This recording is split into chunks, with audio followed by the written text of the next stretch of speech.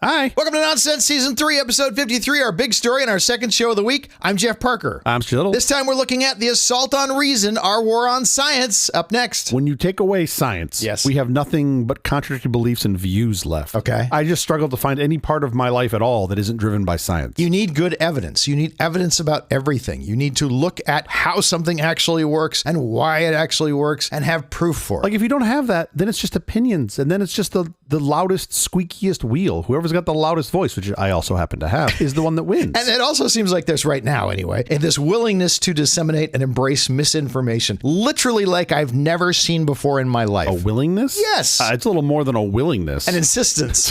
It's a business. It's an insistence. It's the absolute only way. Listen, Galileo was labeled a heretic and placed under house arrest until his death because of his powerful observational evidence. The earth revolved around the sun and not vice versa, as the church had stated. Faith. Yeah. I'm going to say this. Okay. Faith, believing in things you have no proof of, has a long history of being in direct conflict with science. Of course. And this is where Galileo got it wrong. What he should have said was that he was sleeping in bed and a ghostly figure appeared to him and said, "The earth goes around the sun." And then they would have believed him. They would have totally believed him, right? Would have been a lot easier, wouldn't it? In the book, as opposed to being like, "Well, I looked through this tube with mirrors in it," and they're like, "Look, you nerd. Like, that doesn't make it mirrors in a tube. What's with you?" But that's the thing, is anybody that's got some belief, right? Something that's based on what their father's father told them. Yeah. The last thing they just make up that their father's father told them. Sure. Exactly.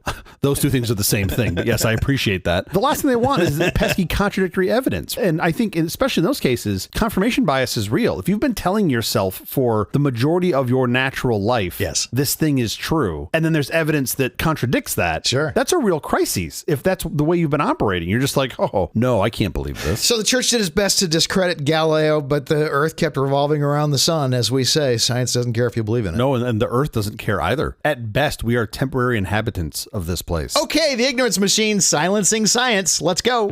I feel like that's an AM radio program, The Ignorance Machine. Oh, totally. On 640 KFI, The Ignorance Machine. Coming up next.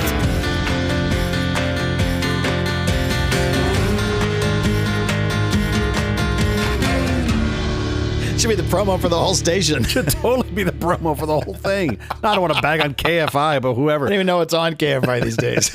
Science is under siege. In a world defined by its remarkable breakthroughs from vaccines to satellites, we're witnessing an alarming war on science. This isn't a clash of theories. It's a fundamental crisis of trust and evidence. In the public sphere, established facts on climate change, evolution, and public health, such as vaccination, are routinely challenged. Not with better data, but with political rhetoric, conspiracy theories, and motivated misinformation. This rejection is often fueled by a potent mix of populism, religious fundamentalism, and commercial interests that view objective truth as an obstacle. The goal of this campaign isn't just to debate, but to delegitimize the scientific method itself. When evidence is dismissed as opinion and experts are branded as elites and shills, society loses its most reliable mechanism for solving complex problems. Wait, isn't science really our only mechanism for solving complex problems? There'll be trouble. The consequences are real, manifesting as devastating delays in addressing global warming, outbreaks of preventable diseases, and a dangerously misinformed electorate. The future of human progress depends on defending the integrity of the scientific enterprise. And Labubu's. It also depends on Labubu's. So who exactly is at war with science and why? 4 groups come to mind. Please deliver them to me. Politicians, religions, sure, industry, and provocateurs. You couldn't work anybody better in? You couldn't squeeze in war criminals or villains from Disney movies? It's only a half-an-hour show. Understood. Politicians. Let's start with politicians. Oh, my favorite. A recent report by the Union of Concerned Scientists, great name, by the way, and a report from the Senate Committee on Homeland Security and Governmental Affairs, not as good of a name, detail ongoing attacks on scientific integrity within the executive branch. Yeah. Big surprise. These actions include a whole list of things, like, for example, firing or placing on administrative leave thousands of federal scientists and public health workers. Why were those the ones that were targeted? Those scientists? Yeah, because those are the ones that were really sapping up all the resource and adding no value. It's a problem with the war on experts. It's because the administration would like you to listen to what they say and not people who are established experts. Not SMEs. Who wants to listen to the subject matter expert when instead I can just make things up that feel right to me or push some other agenda? Also, if I trot out Robert F. Kennedy Jr. and I make him say something incendiary, I can make you not think about the Epstein files. The Epstein salt salts. Yeah, those things, they don't really make your bath any better. Oh man, it just seems so sort of obvious to me. Yeah, kind of transparent. I just think about the recovery of this. It takes so long to build this machine, to hire people. And I know folks go, oh, well, it's bloated and it spends a lot of money. I'm like, well, tell that to the people that didn't get the flood warning in Texas, right? I feel like they'd probably want to go back and say we'd spend this money. And that's the value of forethought and empathy, is you can be like, oh, maybe we should have some folks reporting on this. And we're coming up on hurricane season. The lack of scientists at NOAA, the number of scientists who've been let go from NOAA, this is going to be a huge problem. Another one, budgets slash for R&D at agencies like the NIH, the National Institute of Health. I get it, not the sexiest names ever, but the work they do is super important. There's so much good science that comes out of the NIH because it's funded by the U.S. government. The fact that Anthony Fauci was tarred and feathered by the political community was pure insanity. Yeah, absolutely. Here was a person who had spent his life studying infectious diseases. Yeah. And because our facts on the ground were changing, we were learning new things we didn't know. We started off, I don't know about you, I was washing every grape.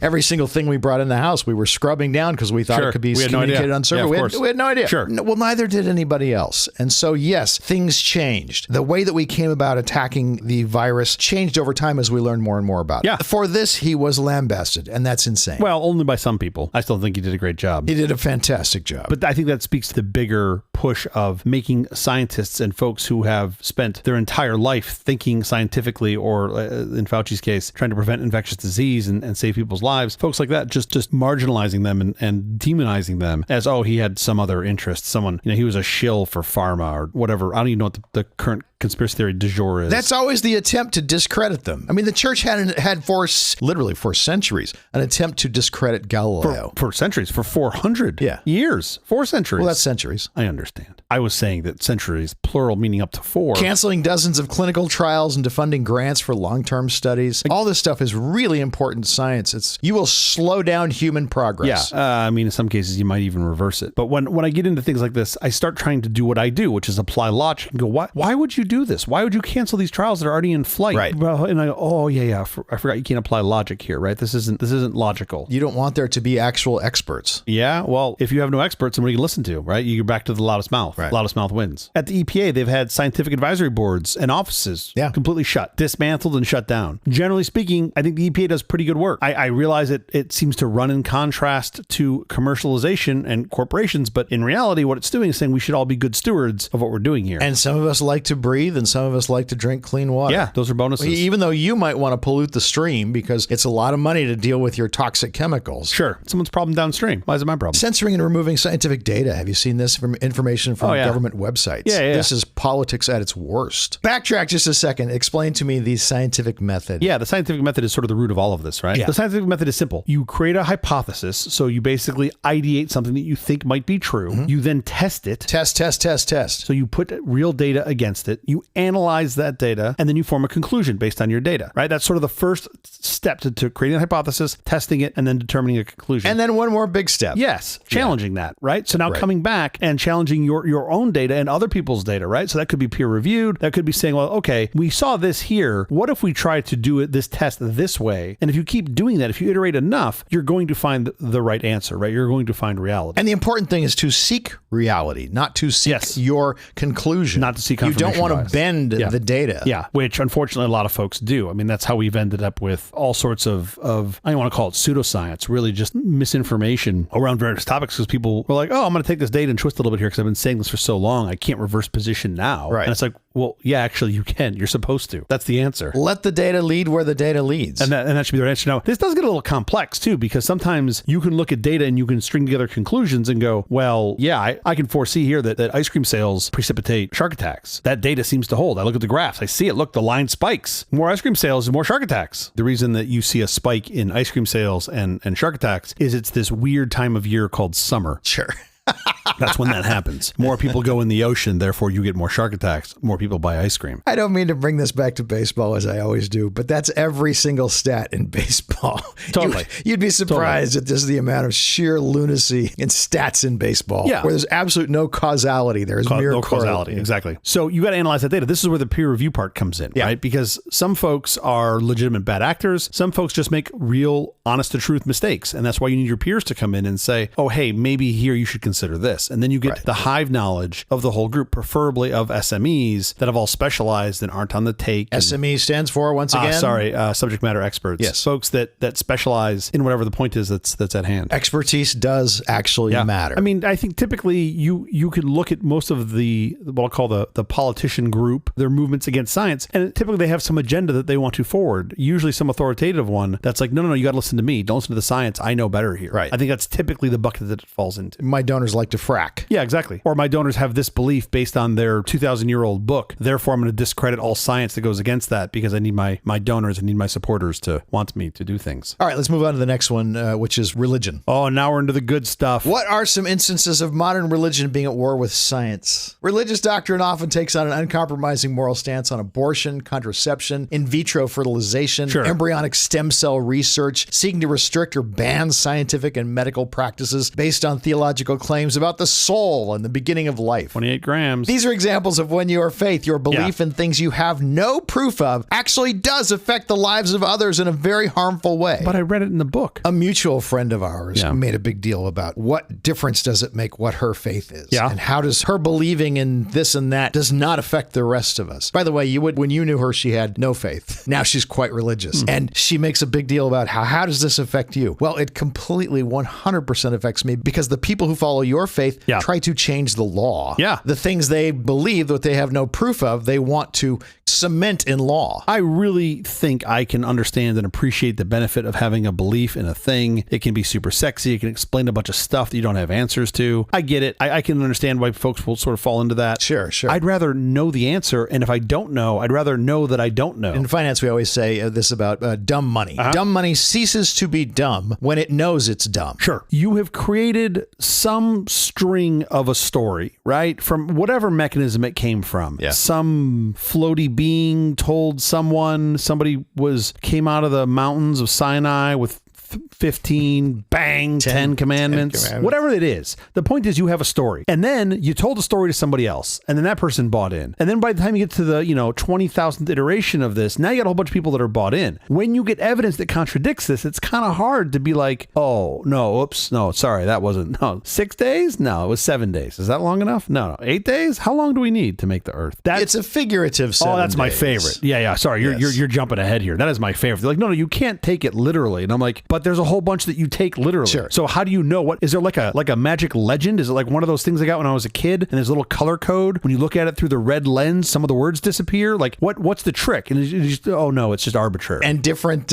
magic lenses at different times. We exactly. interpret words different at different times. My favorite is when I'm like, but it literally says it right here. And they're just like, well, you know what they mean. And I'm like, no, I actually don't. And more importantly, you don't either. Right. That's really the answer. When you believe you have an infallible text in front of you, and then that text is proven to be wrong. Yes. You have to either come up with some way in your mind that text is not saying what you think it's saying. Yes. You've got to do a lot of gymnastics to work your way around that. Which, by the way, sounds tiring. It just sounds absolutely tiring to do those gymnastics. The amount of mental energy spent on this. Which is why I find myself more inclined to be the religion of science because it is designed to be wrong. It is designed to be tested. Yes. And it is designed to be like, oh, that was the best information we had then. Right. But now it's actually this. I expect to be wrong the first couple of times and I expect to find the right answer. And I think that your truth in religion is the exact opposite, right? It's just as you said, it's infallible and it can't be updated. It can't be improved. You don't want Galileo saying, well, actually, no, watch this. It does appear that the earth is orbiting around the sun. By the way, if you read the current, I'll say like of the past maybe 20 years, church's spin on this, the Catholic Church's spin on this is not that, oh, we weren't at war with Galileo. It was just how he presented the data. He presented it as a truth and that was their problem. And I'm like, yeah, really? You put him to a lifetime of like house arrest? And that's what it was? I can observe this. I can measure this. I can tell you this is what is happening. Yeah. You can look at my observations and you too can see this is what is happening. If you have better observations, please share them. That's like the start of the scientific community. Like, let's collaborate on what these are. An example, even their current version of the story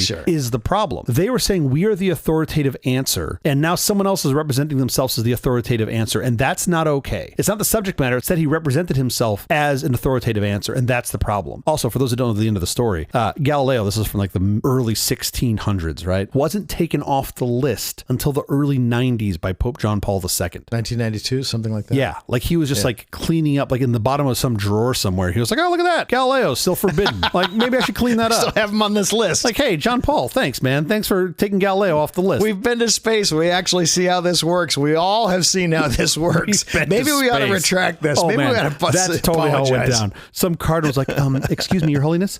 So I'm pretty sure we've been to space. And he's like, what? No, we haven't been to space. Like, so as it turns out, we think Galileo was right. Galileo might have had this correct. By the way, just to bring this full circle, there is a group called the Pontifical Academy of Sciences. Okay. This is based inside Vatican City. This is part of, at least my understanding, this is part of the Catholic Church, right? This is a group of scientists within the Catholic Church. They put out a statement that I'll link to in the show notes in June of this year called Protecting Freedom of Science and Preventing Distortion of Scientific Truth, where they basically say they are worried about all sorts of things that are happening restricting science. This is the Catholic Church. You know what? Good on them. Absolutely good on them. How much are you trying to hide scientific evidence when the church is defending... The guys that left Galileo at home, like in a coffin in his house, not allowed into heaven. They left him at home for 400 years. Yeah. This statement is just amazing to me. It's like political misuse of science, ideological polarization, economic pressure and market forces. It's a pretty good list. I'm not saying the Vatican is the leader of the science community. No, sure. What I'm saying is you're in a pretty dark place when the Vatican is coming out and being like, oh, we should listen to the scientists a little more. We should really listen to science. We should really pay attention to actual evidence. Look, at the end of the day, I think the tension arises when either science is seen to encroach on religious claims about the supernatural, or when religion attempts to enforce literal, non-empirical claims on the natural world, right? That's where the tension seems to be generated from. Let's move on to the next group, industry. Oh boy, this is going to be fun. The war on science is often a war for profit led by powerful industrial interests. This is a deliberate, organized effort by sectors like fossil fuels, tobacco, and chemicals to shield their commercial models from inconvenient facts. Or as I like to call it, capitalism. These industries don't just lobby against regulation, they use a sophisticated disinformation playbook to sow doubt and manufacture false controversy. They fund misleading think tanks, deploy fake experts to confuse the public, and relentlessly attack the credibility of scientists whose research threatens their bottom line. From climate change to public health crises, corporate warfare against evidence is real. Environmental protection, consumer safety, and global climate stability are the direct casualties of corporate warfare against evidence. I mean, you touched on some of the big ones in there, right? The fossil fuel energy sector, that seems like number one on my list of ones that are just like, no, sure. Everything's fine. There's no global warming. There's no climate change. What are you talking about? Tobacco, the cancer. I mean, there's been actually really good movies about this. I mean, tobacco is another one that's such a fascinating story. Arguably, even like even less time that they had from understanding this was bad to it being bad to then it's sort of like, I'm not gonna say it's been resolved, but to it being resolved. Fossil fuel's been around longer, and we're still sucking on that teat. Both industries trying desperately to hide the fact that they were causing problems, big serious health crises. With the fossil fuel folks, they would spin up whole new, quote, industries designed to help make their products feel less terrible. Like, for example, recycling. My understanding of most of the recycling movement was stood up and funded by the petrochemical companies. Explain why. Because they wanted their plastics that, you put into the ground and they're there forever. They don't break down. Sure. Like, no. We're just going to recycle them. And for a while they funded that until they stopped. And now idiots like me are still putting stuff into blue bins. And my understanding is the vast majority of that is not actually recycled. Some of it is, most of it isn't. Somebody's making that nice fabric that's on the inside of the car seats now. That's the recycled plastic. Have you felt what car seats feel like now? That's recycled bottles. I got to say the Apple post-consumer bands and stuff that are made up, they're really good. It's really incredible.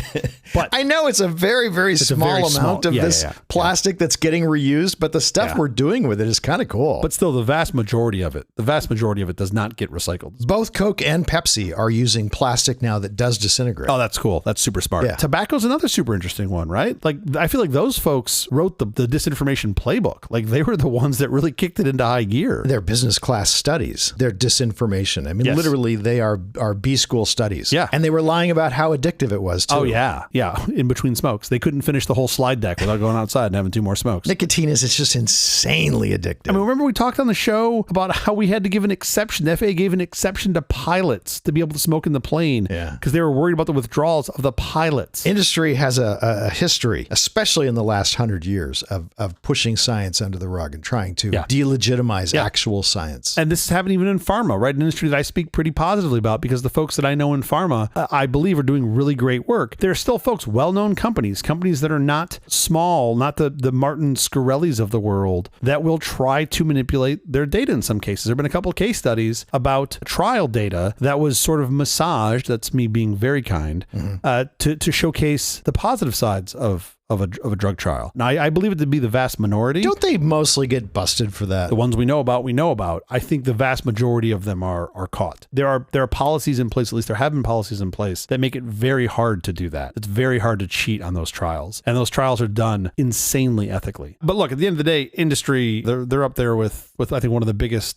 proponents of junk science. And they often are promoted by provocateurs. Weird. Weird. It's almost like they're paid or something. Yeah. Here's the thing. Provocateurs, they don't just disagree with the data. They specialize in manufacturing like doubt and weaponizing that misinformation. Because you don't have a show otherwise. Right? Exactly. It's just not interesting. And branding objective experts as untrustworthy, because how else would you otherwise trust Mr. Rogan or whoever in the hell you're listening to? Sure. And like they'll replace peer-reviewed research with conspiracy theories and my favorite term of all time, alternative facts, whatever that means. Sure. That actually came from the political office, but yes. Although I would like to just remind everybody that I still own alternativefactsoflife.com. I don't know what to do with it, but I think it's the funniest thing in the world. The objective to these folks, to me, is it's absolutely clear. Yeah. They want to dismantle the public's trust in the scientific method itself in the quest for clicks and views and likes. Sure, right? You got to say things that are outrageous. You've got to get people why to else listen. Did anybody Pay listen attention. to you, right? Which also like drives me a little bananas when people are like, well, the algorithm feeds me all this. I'm like, no, the algorithm feeds it to you because you respond to it. Yeah. Like if you look at my Instagram feed, it's a bunch of dudes restoring cars. It's a bunch of home automation equipment. Like that's the stuff that I respond to. I don't get triggered by all this other crap that's out there. Like, the algorithm really isn't at fault. It's just giving you the things that you respond to. Provocateurs generally, right? Their approach on this, it reminds me of my favorite poster. Remember those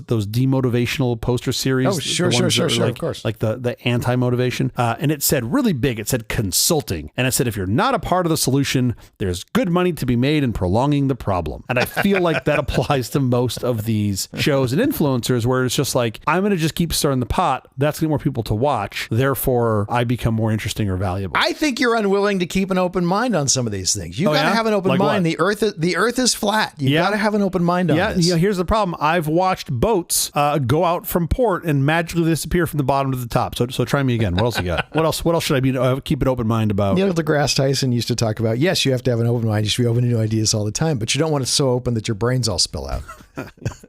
And again, I'm stopping short of throwing the platforms under the bus because I've come across exceptionally smart people that are experts in their field, whether it's, really exciting stuff like immunotherapy or infectious disease. And to see these folks talk directly and debunk a lot of the other garbage that's out there is really fascinating to me. To see them deliver it in a form that's not just a white paper that I'm reading on PubMed is super interesting to me. So the medium to me isn't the problem. The problem is a bunch of people like to believe things that promote whatever it is they already believe. Sure. And then those things get amplified. To me, that's the problem. I think a lot of the what I'll call science-minded people, you did well in math, you did well in science, you're the nerd. Sure. And I think a lot of them, fairly or unfairly, developed a little bit of a complex of like, look, I know what the hell I'm doing here. Because frankly, they do. You went to medical school for 8 years, 4 years of undergrad and 2 years of a master's program and a doctorate thesis. Like you spent a lot of time in your field and you've earned the right to be considered an expert in that. And if you're constantly getting called a non-expert or a shill or some other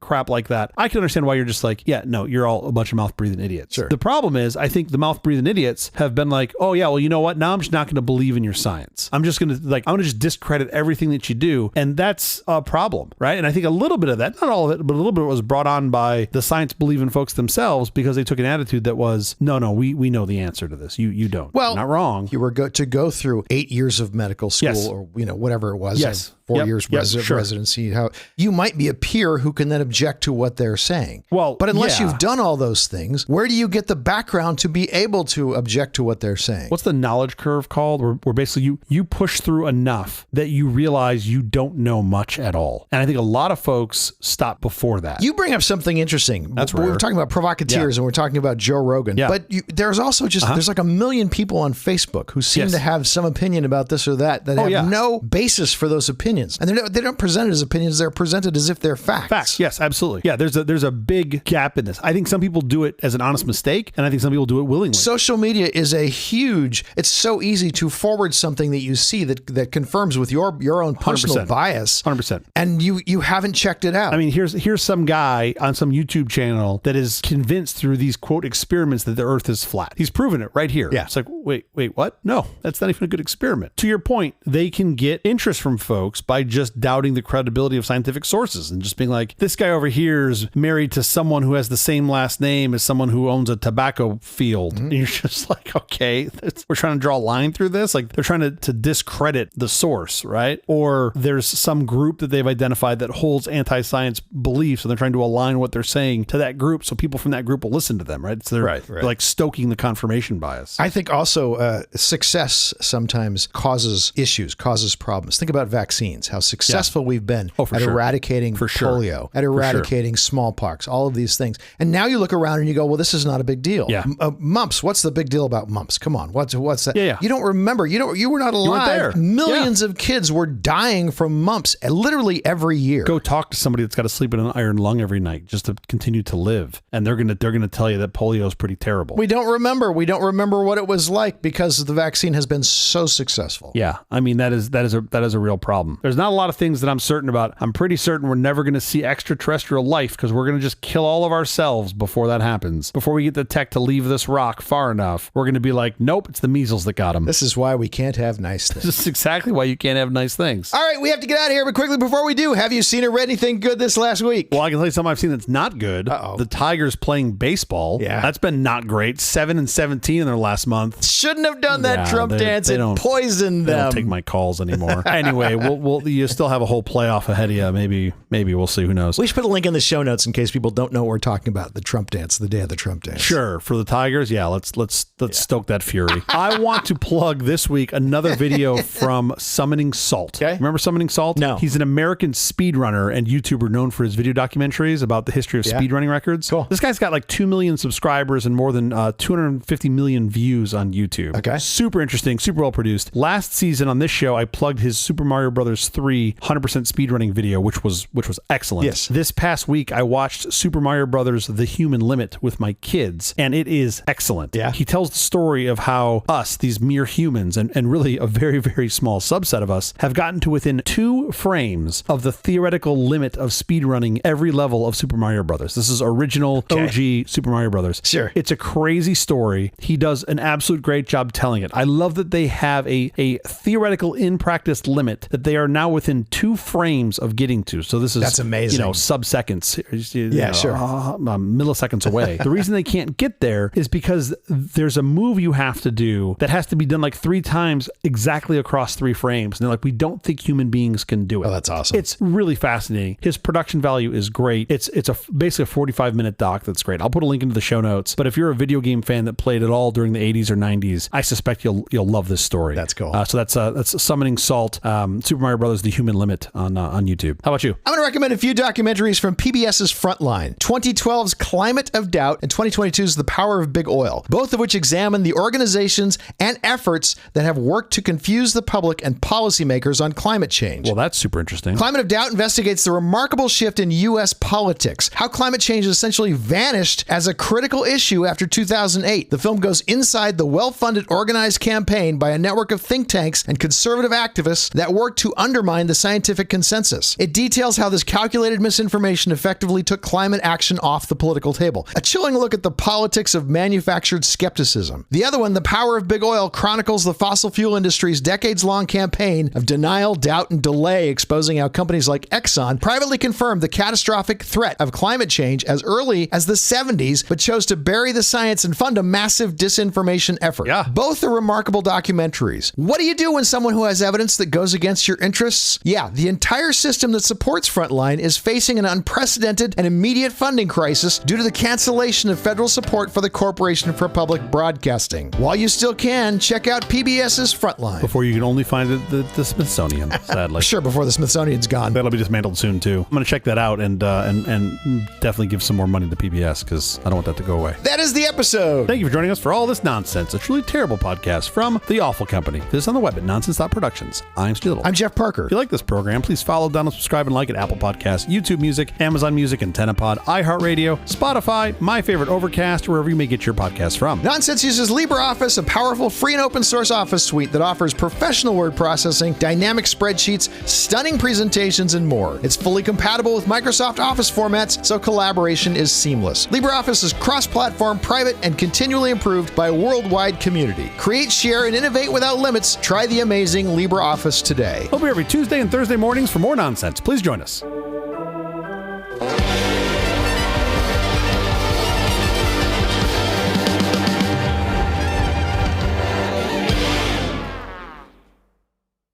Do you think we offended anyone with this episode? Oh, yeah. Yeah, who did we not offend? Hell, we even offended the atheists. The atheists were like, hey, settle down. What part offended the atheists? Probably the LibreOffice part, if I had to guess. The atheists don't believe in much, but they are strong Microsoft Office people.